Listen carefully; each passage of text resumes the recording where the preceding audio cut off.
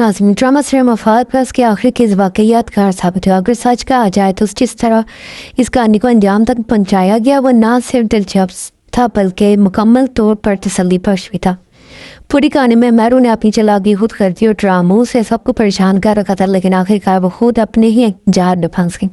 شو میں ہمیں دکھایا جاتا ہے کہ میرو عادی سے شادی کے خواب دیکھ رہی ہے اور خود کو بہت خوش ظاہر کر رہی ہے، لیکن حقیقت یہ ہے کہ وہ اب بھی اپنی ضد اور لالچ میں مبتلا ہے۔ وہ زہرا کے زیورات تک آنے کی کوشش کرتی ہے اور کسی کی پرواہ نہیں کرتی۔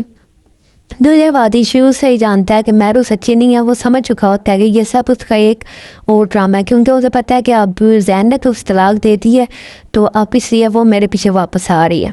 جب میرو محبت ادا کرتی ہے تو عادی اسے آزمانے کا فیصلہ کرتا ہے۔ وہ ایک زبردست منصوبہ بناتا ہے۔ وہ میرو کو بلاتا ہے اور کہتا ہے کہ اگر دنیا ہمیں ملنے نہیں دے رہی تو ہم دونوں زہر پی کر ہمیشہ کے لیے ایک ہو جاتے ہیں۔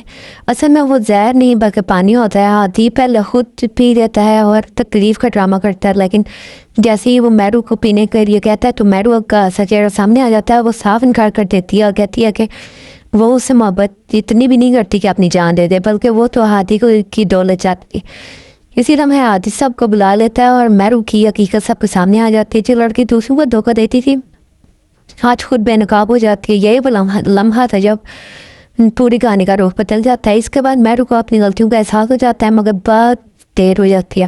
وہ ذہنی طور پر ٹوٹ جاتی ہے۔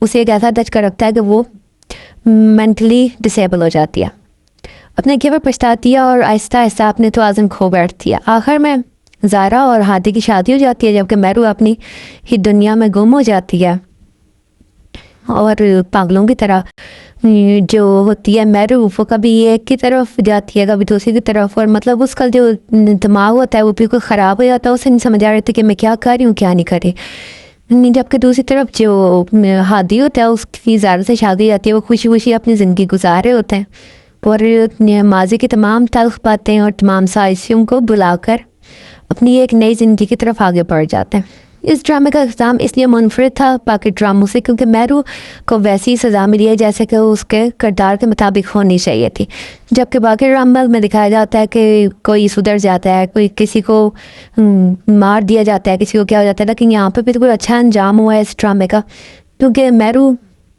شروع سے ہی سب کو پاگل بناتی آئی ہے اور آخر میں اس کے ساتھ بھی وہی ہوا کہ جب اس سے سچائی برداشت نہیں ہوئی تو وہ خود بھی پاگل ہو جاتی ہے۔ اسے بغیر وجہ پاگل نہیں دکھایا گیا بلکہ اس کے اپنے اعمال کی وجہ سے اس کا یہی انجام ہونا تھا۔ واقعی ایک مضبوط یادگار اینڈ تھا یہ۔ اس کو ڈرامے کو اسی طرح سے اینڈ ہونا چاہیے تھا۔ کیا آپ بھی سمجھتے ہیں کہ میرو کے ساتھ یہی ہونا چاہیے تھا؟ اپنی رائے کا اظہار کمنٹ سیکشن میں ضرور کریں اور ہمارے چینل کو لائک اینڈ سبسکرائب کریں۔